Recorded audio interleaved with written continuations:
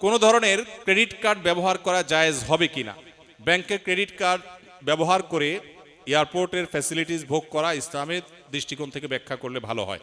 Generally credit কার্ডগুলো যেই পলিসিতে ক্রেডিট কার্ড ইস্যু করে সেটা আসলে সুদের ভিত্তিতে হয়ে থাকে। অর্থাৎ ক্রেডিট কার্ড ব্যবহার করে আপনি যা কেনাকাটা করবেন নির্দিষ্ট সময়ের ভিতরে যদি আপনি পরিশোধ না করেন তাহলে সেক্ষেত্রে আপনাকে সুদ দিতে হবে। ইসলামী ব্যাংকগুলো যেটা করে সেটা হলো যে আমরা সুদ নেব না, এটাকে তারা বিভিন্ন নামে সার্ভিস চার্জ হিসাবে বা বিভিন্নভাবে তারা কেটে থাকে।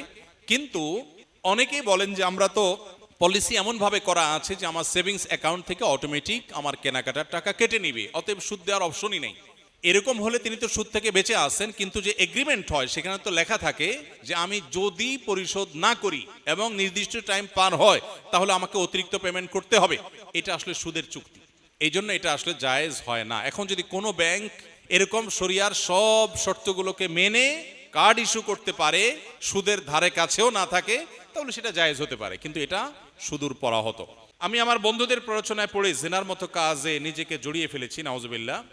এখন এই পাপের জন্য খুব অনুশোচনা হচ্ছে। দেখুন, শয়তানের সবচেয়ে বড় অস্ত্রের নাম হলো নৈরাশ্য। শয়তান মানুষকে আশাহত করে দিলে এটা হয় তার সবচেয়ে বড় সাকসেসের বিষয়। আর ইমানদারের কাজ হলো কোনোভাবে শয়তানকে সাকসেস হতে না দেওয়া। আল্লাহ বলেছেন লা তাকনাতু মির রাহমাতিল্লাহ, আল্লাহর রহমতের আশা কখনো তোমরা ছেড়ে দিবে না, কখনো নিরাশ হবে না। ইন্নাল্লাহা ইয়াগফিরুয যুনুবা জামিআ, আল্লাহ সকল গুনাহ মাফ করে দিবেন। এমন কোনো পাপ নেই যে পাপ আল্লাহ মাফ করবেন না। ক্ষমার অযোগ্য বলতে পৃথিবীতে কোনো পাপ নেই। শিরকে আল্লাহ মাফ করবেন না যে কোরআনে বলা হয়েছে, এটারও ভুল মিনিং আমরা অনেকে জানি। এটার সঠিক মিনিং হলো পৃথিবীতে যদি কেউ শিরক করার পরেও তওবা করে, ফিরে আসে, অনুশোচনা করে, আল্লাহ মাফ করে দেন। যদি শিরক নিয়ে মারা যায় সেটা মাফ হবে না।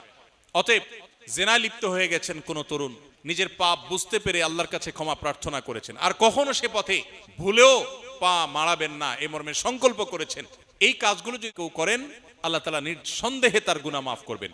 এবং আল্লাহর প্রতি সেই আত্মবিশ্বাসে আস্থা থাকতে হবে। বিধায় হতাশা নয়, বরং আল্লাহর প্রতি আত্মবিশ্বাসী আমাদের থাকতে হবে। 2 ডিসিমেল 2 কাঠা জায়গায় আমাদের মসজিদ, এখানে জায়গা হয় না। এখন আরেকজনে 15 ডিসিমেল জায়গা দিয়েছেন, তাই নতুন মসজিদ হচ্ছে। এখন পুরাতন মসজিদ কি করব, দয়া করে জানালে ভালো। কোনো জায়গায় যদি মসজিদ হয় কিয়ামত পর্যন্ত সেটা মসজিদের মর্যাদায় থাকে, সেটাকে মসজিদের মর্যাদায় দিতে হয়।